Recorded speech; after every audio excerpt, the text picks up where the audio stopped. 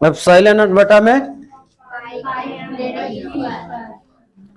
Z E square 8 pi epsilon not.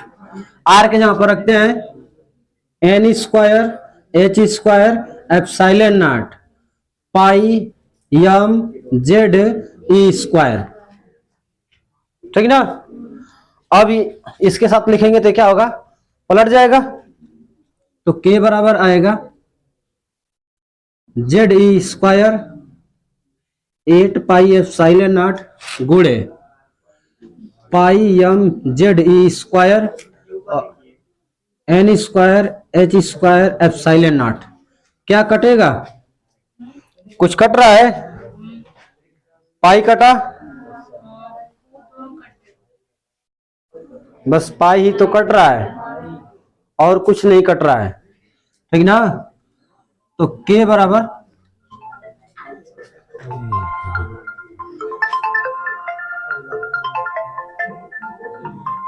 कहां से आ गया,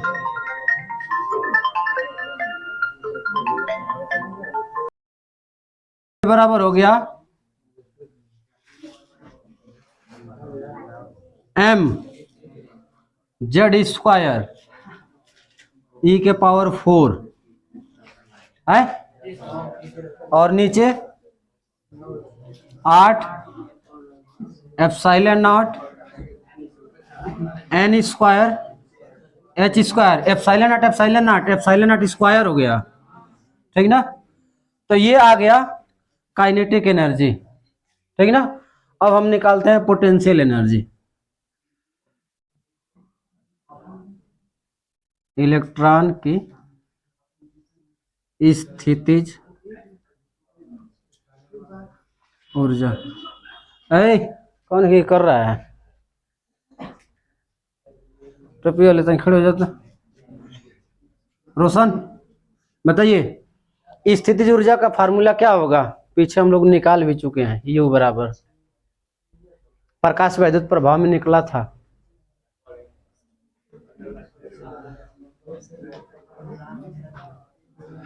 स्थितिज ऊर्जा का क्या होता है formula, 1/4 pi epsilon not Q1 Q2 upon R। ठीक ना। तो जब पोटेंशियल एनर्जी निकालते हैं तो यहाँ आवेश के चिन्ह का मतलब होता है। ठीक ना। तो 1/4 पाई एप्सिलॉन नॉट। ठीक ना। नाभिक पर आवेश होगा प्लस का जेड ई, लेकिन इलेक्ट्रॉन पर जो आवेश होता है माइनस का ई होता है। ठीक है। अपान आर, आर होता है केवल, आर स्क्वायर नहीं होता है। ठीक है। यहां भी हम क्या करें, आर की वैल्यू समीकरण 3 से रख दें। ठीक ना। आर का मान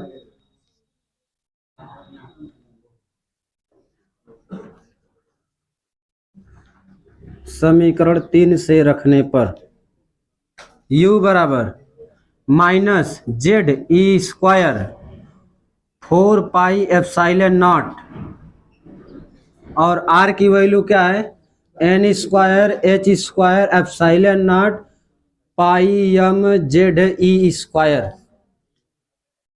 ठीक ना। और फिर इसको ऊपर लिखें तो माइनस का Z E square 4 pi epsilon naught pi M Z E square upon N square H square और एप्सिलॉन नॉट। ठीक ना। तो U बराबर आ जाएगा क्या, माइनस पाई से पाई बस कट रहा है इसमें भी। ठीक ना। जेड जेड दो को मिल गया, यम भी है तो माइनस का यम जेड स्क्वायर ई के पावर 4। देखिए जेड और Z, Z square E square E के पावर 4 हो गया और नीचे हुआ है 4 एप्सिलॉन नॉट स्क्वायर हो जाएगा, एप्सिलॉन नॉट का भी स्क्वायर होगा, यहाँ भी है यहाँ भी है, N square H square N square H square. ये आ गया पोटेंशियल एनर्जी। ठीक ना। हम दोनों निकाल लिए। अच्छा ये काइनेटिक एनर्जी निकली थी ना, ये भी फार्मूला ही बनेगा, ये बन गया। अब इन दोनों को हम जोड़ लेंगे। ठीक ना। गतिज ऊर्जा और स्थितिज ऊर्जा को जोड़ लेंगे क्योंकि इलेक्ट्रॉन की कुल ऊर्जा जो होती है वह काइनेटिक एनर्जी और पोटेंशियल एनर्जी दोनों के योग के बराबर होती है। यू की वैल्यू कितना आया है? आखिया मून के बताओ तब न जाने, देख के बता रहा, नोट करिए इतना। अभी इधर का नहीं उतरा।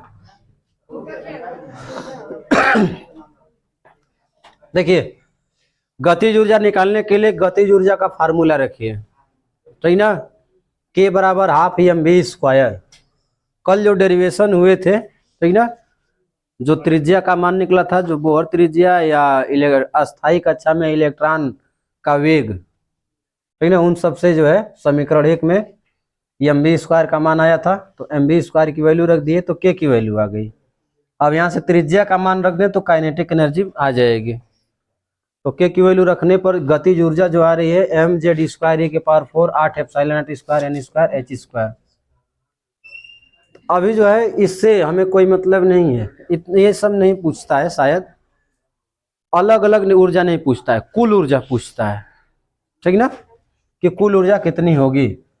ऐसे नहीं, आपको ध्यान देना है कि काइनेटिक एनर्जी किस पर डिपेंड कर रही है। तो ये तो देखा जाए कि एन स्क्वायर की व्युत्क्रम है, पोटेंशियल एनर्जी भी एन स्क्वायर का व्युत्क्रम ही है, ठीक ना। पोटेंशियल एनर्जी के लिए वैद्युत विभव वाले चैप्टर में से स्थिति ऊर्जा का फार्मूला लगाएंगे 1/4 पाई epsilon not Q1 Q2 upon R, ठीक ना।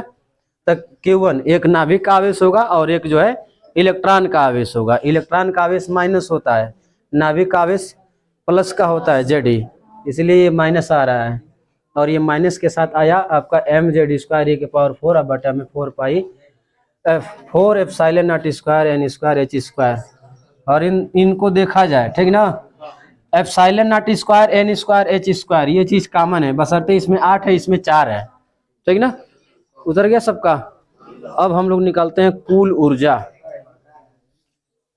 तो अस्थाई कक्षा में इलेक्ट्रॉन की कुल ऊर्जा, अयो राम गड़बड़ा थी, कुल ऊर्जा जो होगी E बराबर के प्लस यू, के की वैल्यू यही है ना, एम जेड स्क्वायर ई के power 4 8 epsilon naught square N square H square, सही है। और पोटेंशियल एनर्जी ये है, माइनस में माइनस लगा दिए, ठीक ना। देखिए क्या है, के प्लस यू, लेकिन यू जो है माइनस में, इसीलिए यहाँ पर माइनस लगा लिए। तुम यार 2-3 लोग बहुत बात कर रहे हो, भगाएंगे ना डस्टर में घींच के मार देंगे हम। हाँ, 4 epsilon naught square N square H square, ठीक ना, दोनों रख दिए।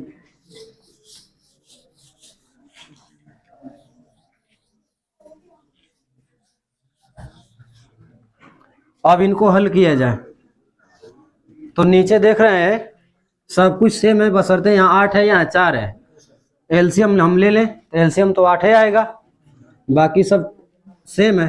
Epsilon naught square N square H square आई उतर जाएगा, एम जेड स्क्वायर ई के पावर 4 आई 4 है तो इसमें 2 से गुणा हो जाएगा, तो भाग करेंगे 8 से भाग के तो सेम है तो उतर गया, ऐसे भाग करेंगे तो 2 बार भाग जाएगी, 2 से इसमें गुणा हो जाएगा, तो 2m जेड स्क्वायर ई के पावर 4, और जब घटाएंगे तो ई बराबर क्या आएगा, माइनस में आएगा, minus M Z square E के power 4 8 epsilon naught square N square H square.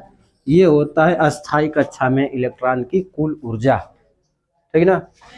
यानी अस्थाई कक्षा में जो इलेक्ट्रॉन घूम रहा है उसके पास ऊर्जा है ही नहीं, वो खुद किसी से ऊर्जा लिया हुआ है, उसकी ऊर्जा माइनस में है, वो कर्जदार है, ठीक ना। अपनी कक्षा छोड़ के नहीं भाग सकता है, कर्जा लिया है।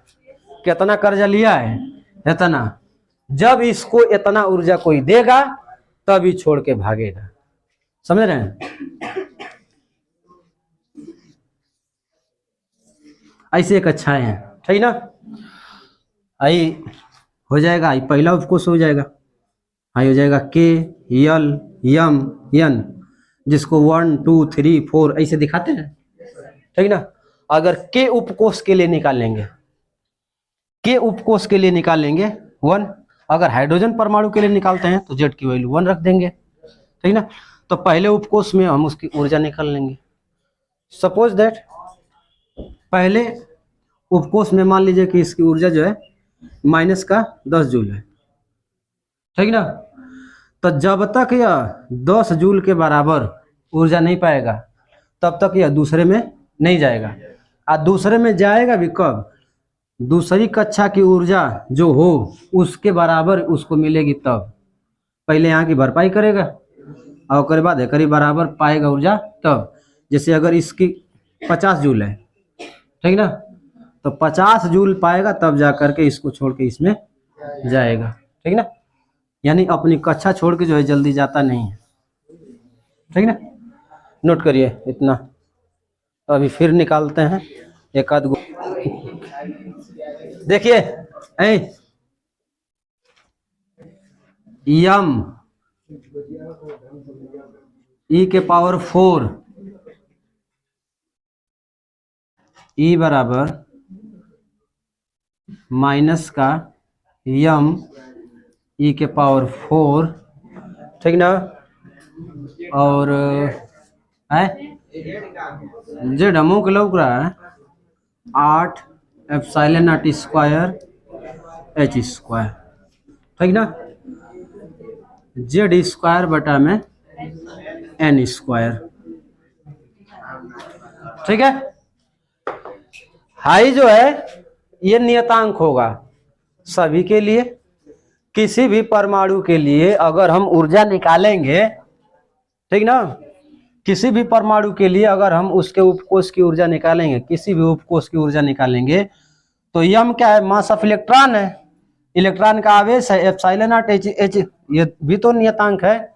ये पूरी वैल्यू क्या है, नियतांक है, ठीक ना। बदलना क्या है, परमाणु क्रमांक बदलेगा, उपकोष की संख्या, पहला उपकोष का निकालना है कि दूसरा का निकालना है, तीसरा का चौथा का किसका निकालना है, यानी कौन सी कक्षा की हम ऊर्जा निकाल रहे हैं, ठीक ना। ये सब वैल्यू रखने के बाद आएगा -13.6 जेड स्क्वायर बटे में एन स्क्वायर एंगस्ट्रॉम।